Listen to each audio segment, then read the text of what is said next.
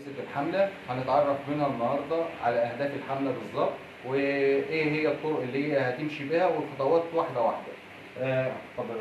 اولا احنا بنرحب بيك في مقر الهيئه العليا للحمله الوطنيه لدعم الدوله المصريه لانتخابات الرئاسه.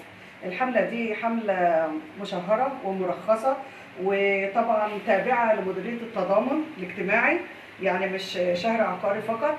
وطبعا اعضاء الحمله المحترمين كلهم على مستوى الجمهوريه، ناس افاضل واعضاء افاضل كلهم اجتمعوا على هدف واحد، اللي هو دوله مصر، جمهوريه مصر العربيه. دي دوله قويه، دوله مش قليله، دوله لها كيان، لها سياده، محدش يقدر يدوس عليها. واحنا قلبا وقالبا مع فخامه الرئيس عبد الفتاح السيسي في كل قراراته وفي كل اتجاهاته.